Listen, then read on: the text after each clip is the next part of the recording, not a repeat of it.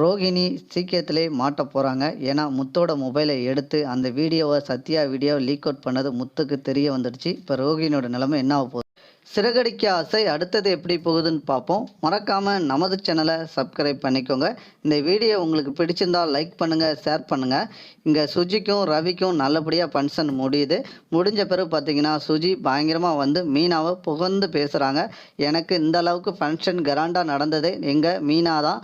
மீனாவை எனக்கு கூட பிறந்த அக்காவா நினைக்கிறேன் அப்படின்னு சொல்றாங்க. அடுத்து அந்த சைட்லேருந்து நம்ம மனோஜையும் ரோகிணிக்கும் பயங்கரமாக கோவம் வருது. என்னடா நம்மளை ஒரு விஷயத்தில் கூட புகழ்ந்து பேசலை, இந்த பூ விற்கிறவளை இந்த லெவலுக்கு புகழ்ந்து பேசுகிறாங்களே அப்படின்னு ரோகிணி நினைக்கிறாங்க. அடுத்தது பார்த்தீங்கன்னா, நம்ம ரவி சொல்கிறாங்க, எனக்கு முத்தண்ணன் வந்து எனக்கு கூட பிறந்ததுக்கு நான் தான் கொடுத்து வச்சுருக்கணும் அப்படின்னு முத்து வந்து பொறுமையாக பேசுகிறாரு நம்ம ரவி. இவங்க ரெண்டு பேரையும் பற்றி புகழ்ந்து புகழ்ந்து பேசுகிறத நம்ம அண்ணாமலை ரொம்ப ரசித்து பார்க்காரு. இங்கே விஜயவாக்கு பயங்கரமாக கோவமாக வருது. என்ன இந்த பூக்காரியும் இந்த வண்டி ஓட்டுற பயலையும் இந்த அளவுக்கு புகழ்ந்து பேசுகிறாங்க. இந்த ரோகிணி எவ்வளோ பெரிய பணக்காரி, இந்த சைடில் மனோஜி சொந்த பிஸ்னஸ் பண்ணுறான், இவனை பற்றி ரெண்டு பேருமே புகழ்ந்து பேசலையே அப்படின்னு விஜயாவுக்கு பயங்கரமாக கோவம் வருது. அதுக்கு அடுத்த சீனில் பார்த்தீங்கன்னா, ஃபங்க்ஷன் நல்லபடியாக முடிஞ்சோடனே வீட்டுக்கு எல்லாரும் கிளம்பி போயிருந்தாங்க. அங்கே ரவிகிட்ட வந்து பரவாயில்ல, நமக்கு வந்து பார்த்தீங்க நமக்கு நல்லபடியாக நான் உன்னை விட்டு பிரிஞ்சிருவேன்னு நினச்சேன். லாஸ்ட்டில் அண்ணி என்கிட்ட பேசின பிறகு உங்கள் அண்ணி தான் நல்லா என்கிட்ட அன்பாக பேசினாங்க.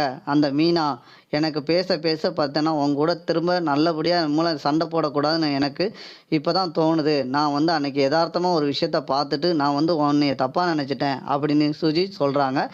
ஆமாம், நீ எதுக்கு எடுத்தாலும் குறையில தான் பார்த்துட்டு போகிற. நீ வந்து கொஞ்சம் முழுசாக என்கிட்ட வந்து கேட்டிருந்தேன்னா அந்த பிரச்சனைக்கு வந்திருக்குமா? நல்ல வேளை நீ ஃபங்க்ஷனுக்கு நல்லபடியாக நீ வரலன்னா எனக்கு என் ஃபங்க்ஷன் வந்து எந்த அளவுக்கு வந்து பிரச்சனை ஆயிருக்குன்னு உனக்கு தெரியுமா? அங்கே உங்கள் அங்கிள் உங்கள் அப்பா என்கிட்ட பேசுனதெல்லாம் பார்த்தா எனக்கு சண்டை வந்துடுமோன்னு எனக்கு பயமாக இருந்ததுன்னு ரவி நம்ம சுஜிட்ட சொல்கிறாங்க. எனக்கு லாஸ்ட்டில் மீனாவும் நம்ம முத்தும் வந்து நல்லா பேசின பிறகு தான் ஒன்றையை நான் புரிஞ்சுக்கிட்டேன் அப்படின்னு நம்ம சுஜி சொல்கிறாங்க. அடுத்த சீனில் பார்த்தீங்கன்னா, விஜயா வந்து பாரதி அம்மா வீட்டுக்கு போகிறாங்க. அங்கே போய் பார்த்தீங்கன்னா, அவங்க வந்து நம்ம பார்வதி அம்மா சொல்கிறாங்க, பார்த்தியா அந்த பூ விற்கிறவன்னு சொன்னியே, இன்றைக்கி அவள் வந்து என்ன அந்த டெக்கரேஷன் பண்ணி அவளை எவ்வளோ பெருமையாக பேசுகிறாங்க. இன்றைக்கி வந்த கெஸ்ட்டில் எல்லாரும் கேட்டது மீனாவை தான் புகழ்ந்து பேசுனாங்க. அங்கே பார்த்தலாம் ரவியும் சுஜியும் பார்த்தியா நம்ம மீனாவை எந்த அளவுக்கு மதித்து பேசுகிறாங்க. நீ தான் அந்த பூக்காரின்னு சொல்லி மதிக்க மாட்டுக்க அப்படின்னு நம்ம பார்வதி அம்மா சொல்கிறாங்க. சொன்னனே நம்ம உனக்கு வேறு வேலை இல்லை அப்படின்னு நம்ம விஜயா சொல்கிறாங்க. அந்த பூக்காரியை நீ தூக்கி தூக்கி பேசாத அப்படின்னு எனக்கு சுத்தமாக பிடிக்கலை அப்படின்னு நம்ம விஜயா சொல்கிறாங்க. இதை கேட்ட நம்ம யதார்த்தமாக உள்ளே வராங்க. யாருன்னா நம்ம சிந்தாமணி நம்ம மீனா பற்றி பேசிகிட்டு இருக்காங்க, எரிஞ்சு விழுந்துட்டு இருக்காங்களே அப்படின்னு இதை கேட்டுட்டு உள்ளே வந்து, வாங்க நான் கரெக்ட் டயத்துக்கு வந்துட்டேனா அப்படின்னு கேட்குறாங்க. எனக்கு இன்னைக்கு டான்ஸ் சொல்லுவீங்களா, இன்னைக்கு கிளாஸ் உண்டா அப்படின்னு கேட்குறாங்க சிந்தாமணி. நீங்கள் என்னமோ மீனா பற்றி ஏதோ பேசிட்டு இருந்தீங்களே, என்ன விஷயம்னு தெரிஞ்சுக்கலாமா அப்படின்னு கேட்குறாங்க. இல்லை 3 மரமாக ஒவ்வொரு விஷயத்த செஞ்சுக்கிட்டு இருந்தா அப்படின்னு சொல்லி கொஞ்சமாக நம்ம விஜயா மழுப்புறாங்க. அப்போனா உங்கள் குடும்ப பிரச்சனையை வந்து நான் கேட்டு தெரிஞ்சுக்கிடக்கூடாதுன்னா என்னை 3ஆம் மனுஷன் நீங்கள் நினச்சிங்கன்னா வேண்டாம், சொல்ல வேண்டாம் அப்படின்னு சொல்கிறாங்க. உடனே நம்ம அதெல்லாம் ஒன்றும் உங்களை 3ஆம் மனுஷியெல்லாம் பார்க்கல, ரொம்ப நானும் வந்து உங்களை ஃப்ரெண்டாக தான் பார்க்குறேன். எனக்கு எப்படி பார்வதி ஒரு ஃப்ரெண்டோ அதே மாதிரி தான் நீங்களும் எனக்கு ஒரு ஃப்ரெண்டு தான் அப்படின்னு நம்ம விஜயா சொல்கிறாங்க. யாரை பார்த்துன்னா நம்ம சிந்தாமணி.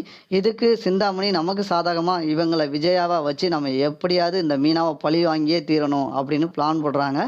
உடனே நம்ம விஜயாட்ட சொல்கிறாங்க. என்ன சொல்கிறாங்க பார்த்தீங்கன்னா, நம்ம சிந்தாமணி சொல்கிறாங்க, நீங்கள் அடுத்த இப்போ ஒரு ஃபங்க்ஷன் வருது, அந்த ஃபங்க்ஷனுக்கு வந்து மீனாவை விடாதீங்க. விடாமல் இருந்துட்டாங்கன்னா உங்களுக்கு வந்து அந்த மீனா வந்து பணக்காரி ஆகிட்டான்னா உங்களை சுத்தமாக மதிக்க மாட்டா அப்படின்னு நம்ம சிந்தாமணி நம்ம விஜயாட்ட சொல்கிறாங்க. ஆமாம், அந்த அவளை எப்போதுமே நான் வேலைக்காரியாக தான் வச்சுக்கணும், அவள் வந்து பணக்காரியாக ஆவதுக்கு நான் கொஞ்சம் கூட நினைக்கக்கூடாது அப்படின்னு விஜயா சொல்கிறாங்க. இவங்க சொல்ல சொல்ல அவங்களும் சரி சரின்னு கேட்குறாங்க. சரி, திடீர்னு நான் அந்த அவள் பூ விற்க போகிறேன்னு சொல்லுவாள், அது நான் என்ன பண்ணேன் அப்படின்னு சொல்கிறாங்க. உடனே நம்ம சிந்தாமணி சொல்கிறாங்க, நீங்கள் வந்து உங்களுக்கு உடம்பு சரியில்லைன்னு சொல்லுங்கள், அதை நம்புவா மீனா அப்படின்னு சொல்கிறாங்க. இப்போ கல்யாண மண்டபத்தில் ஒன்று ஆர்டர் எடுத்திருக்கா, அந்த ஆர்டரில் வந்து இவ டயத்துக்கு செஞ்சு கொடுக்கலன்னு அவளுக்கு அசிங்க பேர் வந்துடும். அதில் பெரிய பணம் லாஸ் ஆயிடுச்சுன்னா அந்த லாஸ் ஆனதை வந்து அந்த பணத்தை வந்து இருக்க பணத்தை கொடுத்து அந்த நஷ்டஈடு வந்து இவங்க தான் கொடுக்கணும் அப்படின்னு சிந்தாமணி சொல்கிறாங்க. நான் சூப்பராக இருக்குது இந்த ஐடியா அப்படின்னு விஜயா வீட்டுக்கு போகிறாங்க. போனோன்னு பார்த்தீங்கன்னா, மீனாவை எனக்கு உடம்பே சரியில்லை, எனக்கு ரொம்ப தலைவலிக்குது அப்படி இப்படின்னு நிறைய விஷயத்த சொல்கிறாங்க. கஷாயத்தை கொடுக்குறாங்க, அதை அதை கொடுக்குறாங்க, எல்லாத்தையும் வாங்கி சாப்பிட்றாங்க. சாப்பிட்டு கால் வலிக்குது, கை வலிக்குது அப்படின்னு சொல்லிக்கிட்டே ஒவ்வொரு மீனாவை, அத்தை எனக்கு ஒரு சின்ன ஒரு ஆர்டர் இருக்குது, நான் போயிட்டு வந்துடுறேன் அப்படின்னு சொல்கிறாங்க.